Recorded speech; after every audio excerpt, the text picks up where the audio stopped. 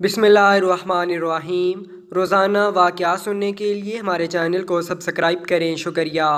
हज़रत अब्बा यज़ीद बस्तामी रहमतुल्लाह अलैह को बैतुल्लाह का अज़हद ज़ौक़ शौक़ था। आप हर साल इसी कोशिश में होते थे कि किसी तरह हज की सआदत से फैज़याब हों। कभी ऐसा होता था कि हज की मुकम्मल तैयारी फरमाते थे, ज़ादे राह साथ लेते थे, कुछ मनाज़िल तय भी करते थे, मगर फिर किसी न किसी वजह से वापस आ जाते थे। एक दफ़ा ऐसा हुआ, आप रहमतुल्लाह अलैह ने पूरे ज़ोर शोर से हज की तैयारी की और हज पर रवाना हुए। चंद मनाज़िल पहुँचने के बाद वापस आ गए। आप रहमतुल्लाह अलैह के अर्दात मंदों ने दरियाफ़त किया, या हज़रत, ये आपने क्या किया कि हज पर रवाना भी हुए, ज़ादे राह भी मुकम्मल था, कोई रुकावट भी नहीं थी, चंद मनाज़िल भी आपने तय कर ली थीं, फिर आप रहमतुल्लाह अलैह वापस लौट क्यों आए? हज़रत बायज़ीद बस्तामी रहमतुल्लाह अलैह ने फरमाया, दरअसल मेरे साथ ये मामला हुआ कि मैं तेज़ी के साथ हज के सफ़र पर रवाना था कि रास्ते में मुझे एक हबशी ने रोक लिया। मैंने इसके कहने पर अपनी सवारी की बागें खींच लीं और इससे पूछा, बताओ मियाँ, तुमने मुझे क्यों रोका है? क्या तुम्हें मुझसे कोई काम है या मैंने कोई गलत काम किया है? इस हबशी ने मुझे ज़ोर दे कर कहा, ए बायज़ीद, रब्बे ताला को बस्ताम में छोड़कर क्यों जाता है? इसके इसी एक जुमले ने मेरे दिल और दिमाग को झंझोड़ कर रख दिया। मैं उसे कोई जवाब न दे सका। इसके इस ज़ोरदार जुमले ने मुझे लाजवाब कर दिया। मेरे दिलो दिमाग में एक अजीब सी कशमकश शुरू हो गई। मैं वहाँ रुक कर काफ़ी देर तक सोच विचार करता रहा। मेरी समझ में कुछ नहीं आ रहा था। मुझे इस हबशी के जुमले का जवाब नहीं सूझ रहा था। आखिरकार मेरे दिलो दिमाग ने यही फ़ैसला किया कि वापस लौट चलूँ और बस्ताम में ही रहकर रब ताला की इबादत और रियाज़त करूँ। हाँ, एक बात मेरी समझ में ज़रूर आती है, वो ये कि मेरी वालदा इंतहाई ज़ईफ़ हैं, इनको मेरी खिदमत की ज़रूरत है। हो सकता है मेरी वालदा ने कोई दुआ की हो या रब्बे ताला ने यही बेहतर समझा हो कि मैं अपनी वालदा की खिदमत के लिए बस्ताम में ही रहूँ।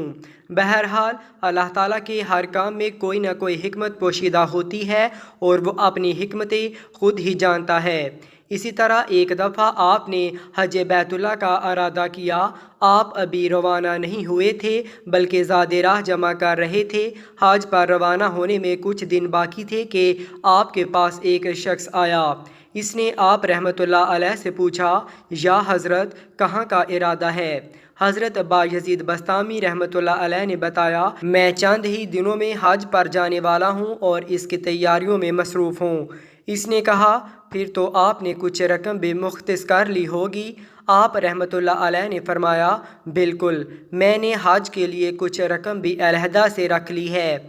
इसने पूछा, या हज़रत, आप रहमतुल्लाह अलैह ने हज के लिए कितनी रकम मखसूस की है? आप रहमतुल्लाह अलैह ने फरमाया, मैंने हज के लिए 200 दिनार रखे हैं। इस शख्स ने कहा, हज़रत, यकीन कीजिए कि मैं इंतहाई गरीब आदमी हूँ, अयालदार हूँ, ज़रिया आमदनी कलील है, जिसे घर का ख़र्चा बमुश्किल चलता है, बल्कि बेशतर औकात चलता ही नहीं है और बाज़ औकात फाके करने पड़ते हैं। कम आमदनी की वजह से मकरूज़ भी हो गया हूँ। आपके सिवा मेरी नज़र में कोई शख्स नहीं है जिससे मैं अपनी बिपता बयान करता। हज़रत बायज़ीद बस्तामी रहमतुल्लाह अलैह ने फरमाया, मैं आपके लिए क्या कर सकता हूँ? तुम जो तलब करो मैं हाजिर हूँ। उस शख्स ने कहा, वो 200 दिनार जो आपने हज बैतुल्लाह के लिए मखसूस कर रखे हैं वो मुझे दे दें। मेरा भला हो जाएगा और आपको घर बैठे हज का सवाब मिल जाएगा और अगर रब्बे ताला ने चाहा तो कई हजों का सवाब आपके नामा एमाल में लिखा जाएगा। हज़रत बायज़ीद बस्तामी रहमतुल्लाह अलैह ने उसी लम्हे वो 200 दिनार मंगवाए और उस शख्स के हवाले कर दिए और कहा कि कोई बात नहीं, मैं अगले साल हज पर चला जाऊंगा। वो शख्स आप रहमतुल्लाह अलैह को ढेरों दुआएं देता हुआ चला गया। अगले साल फिर आप रहमतुल्लाह अलैह ने हज बैतुल्लाह का इरादा किया। सारा साल इसके लिए कुछ ना कुछ जमा करते रहे। जब कुछ ज़ादेरा जमा हो गया तो आप हज के इरादा से चल पड़े। आपका तरीक़ाकार ये था कि चंद कदमों के बाद 2 रकत नफल नमाज अदा करते थे। इसी तरह एक मंजिल को तय करने में 2 माह के करीब लग जाते थे। بعض منازل آپ نے 6 ماہ بھی طے کیں۔ آپ رحمۃ اللہ علیہ سے کسی نے پوچھا، یا حضرات آپ چند قدم کے بعد رک جاتے ہیں اور 2 رکعت نماز کے بعد پھر روانہ ہوتے ہیں، اور 2 رکعت نماز بھی آپ طویل سجدوں میں کرتے ہیں، اس طرح تو آپ کو مکہ مکرمہ پہنچنے میں کئی سال لگ جائیں گے۔ حضرت بایزید بسطامی رحمۃ اللہ علیہ نے فرمایا، یاد رکھو کہ بیت اللہ دنیاوی بادشاہوں کا دربار نہیں کہ جہاں انسان گھر سے نکلے اور تھوڑی ہی دیر میں پہنچ جائے۔ یہ اس شہنشاہ کا گھر ہے جو 2 جہاں کا خالق و مالک ہے، لہٰذا اس مالک الملک کے گھر پہنچنا خاص آداب کا طالب ہے۔ طلب جس قدر گہری ہوگی، آداب اس قدر باسلیقہ، باقرینہ اور شایانہ شان ہوگا، لہٰذا رب تعالیٰ کے گھر کے لیے اس کے شایان شان آداب کو ملحوظ خاطر رکھنا چاہیے۔ حضرت بایزید بسطامی رحمۃ اللہ علیہ اس طرح سفر کرتے ہوئے پورے 12 سال میں مکہ مکرمہ پہنچے۔ ابھی وہاں حج کا موسم نہیں ہوا تھا، آپ وہاں عبادت و ریاضت میں مشغول رہے۔ جب حج کے ایام آئے تو آپ رحمۃ اللہ علیہ نے بیت اللہ کا شرف حاصل کیا اور اس کے بعد مدینہ منورہ جانے کی بجائے بسطام کی طرف روانہ ہوئے۔ تو آپ کے عرضدات مندوں نے پوچھا، یا حضرت یہ کیا کہ آپ روضہ رسول صلی اللہ علیہ وآلہ وسلم پر حاضری کے لیے مدینہ منورہ تشریف نہیں لے جا رہے ہیں؟ آپ نے فرمایا، مجھے یہ کوئی معقول بات معلوم نہیں ہوتی کہ میں وجہ تخلیق کائنات محبوب خدا احمد مجتبیٰ حضرت محمد صلی اللہ علیہ وآلہ وسلم کے روضہ پر حج کے طفیل جاؤں۔ اس قدر عظیم ہستی کے روضہ پر خصوصی طور پر جانا چاہیے، ضمنی طور پر نہیں، کیونکہ وہ ایسی ہستی ہیں کہ ان کے روضہ پر محض اس نیت سے گھر سے نکلنا چاہیے کہ صرف انہی کے روضہ پر حاضری دینا ہے، لہٰذا میں کسی دوسرے موقع پر خالصتاً مدینہ منورہ کا قصد کر کے وہاں پہنچوں گا۔ حج کی ادائیگی کے بعد آپ رحمۃ اللہ علیہ بسطام پہنچے اور والدہ کی خدمت میں مصروف ہو گئے۔ حضرت بایزید بسطامی رحمۃ اللہ علیہ جب گھر پہنچے تو والدہ نے بے حد دعائیں دیں۔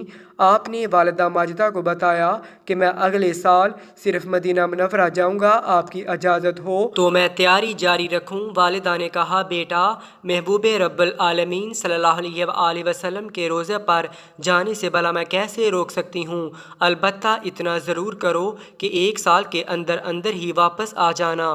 حضرت بایزید بسطامی رحمۃ اللہ علیہ نے والدہ ماجدہ سے وعدہ کیا اور کہا، امی جان، آپ 1 سال کا کہتی ہیں، میں تیزی کے ساتھ جاؤں گا اور روضہ رسول صلی اللہ علیہ وآلہ وسلم پر حاضری دے کر چند یوم وہاں رہ کر واپس آ جاؤں گا۔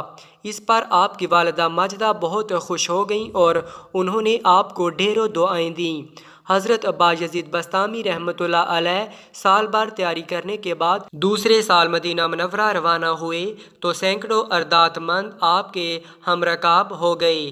آپ تنہائی چاہتے تھے، چنانچہ آپ کے عقیدت مندوں نے آپ کی خواہش کے مطابق آپ کو تلخیہ میں رہنے کی اجازت دے دی۔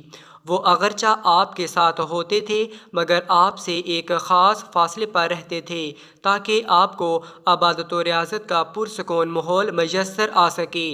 حضرت بایزید بسطامی رحمۃ اللہ علیہ تیزی سے مسافت طے کرتے ہوئے مدینہ منورہ پہنچے اور آپ رحمۃ اللہ علیہ نے روضہ رسول صلی اللہ علیہ وآلہ وسلم پر حاضری دی۔ وہاں چند روز عبادت و ریاضت میں گزارے اور پھر آپ نے مدینہ منورہ سے واپسی کا ارادہ کر لیا تاکہ والدہ ماجدہ سے وعدہ کے مطابق بسطام پہنچ سکیں۔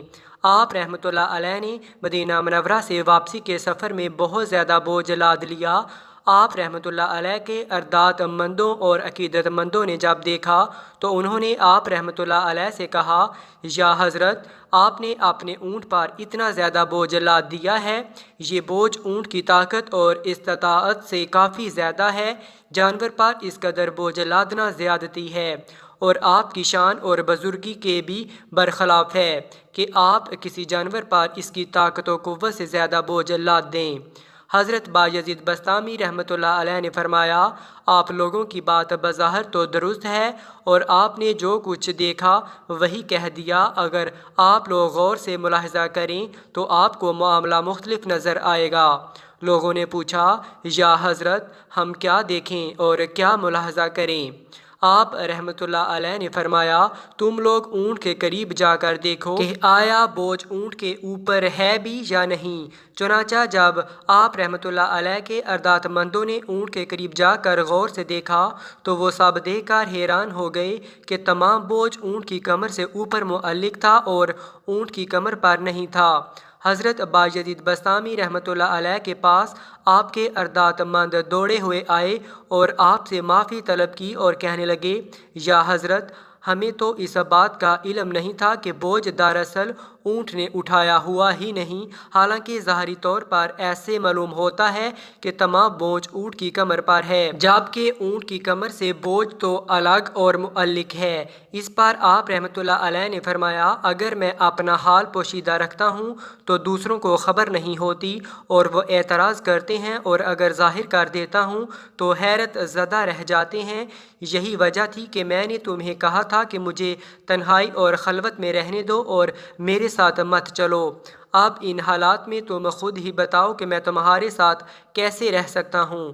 حضرت بایزید بسطامی رحمۃ اللہ علیہ کو والدہ ماجدہ سے کیا گیا وعدہ یاد تھا۔ انہوں نے تیزی سے واپسی کا سفر طے کیا اور تھوڑے سے عرصے میں واپس بسطام پہنچ گئے۔ جب اہل شہر کو آپ کی آمد کی اطلاع ملی تو وہ کافی فاصلہ پر آپ رحمۃ اللہ علیہ کے استقبال کے لیے پہنچ گئے، مگر آپ رحمۃ اللہ علیہ نے ان کو استقبال کرنے سے روک دیا۔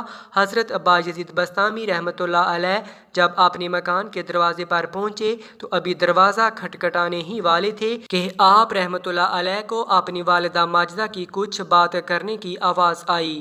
آپ رحمۃ اللہ علیہ اسی لمحے رک گئے اور دروازے سے کان لگا کر کھڑے ہو گئے۔ آپ رحمۃ اللہ علیہ نے سنا کہ آپ کی والدہ ماجدہ وضو کرتے ہوئے رب تعالیٰ سے دعا کرتے ہوئے کہہ رہی تھی یا اللہ تو بڑا غفور و رحیم ہے، تیرا کرم پورے عالم پر محیط ہے، میں تجھ سے تیری رحمت کا واسطہ دے کر دعا کرتی ہوں کہ میرے مسافر کو راحت سے رکھنا اور اس کو اس کی اطاعت و عبادت کا اچھا بدلہ دینا۔ حضرت بایزید بسطامی رحمۃ اللہ علیہ نے جب والدہ ماجدہ کی یہ دعا سنی تو آپ رحمۃ اللہ علیہ اپنے گھر کے دروازے کے باہر کھڑے روتے رہے۔ پھر آپ رحمۃ اللہ علیہ نے تھوڑی دیر بعد جب کہ آپ کی والدہ ماجدہ وضو سے فارغ ہو چکیں تو دروازے پر دستک دی۔ آپ رحمۃ اللہ علیہ کی والدہ ماجدہ نے دستک سنی تو پوچھا کون ہے؟ آپ نے عرض کیا آپ کا مسافر واپس آ گیا ہے۔ والدہ ماجدہ نے دروازہ کھول دیا اور اپنے بیٹے کو دیکھ کر ازحد خوش ہوئیں اور آپ رحمۃ اللہ علیہ کو ڈھیر ساری دعائیں دیں۔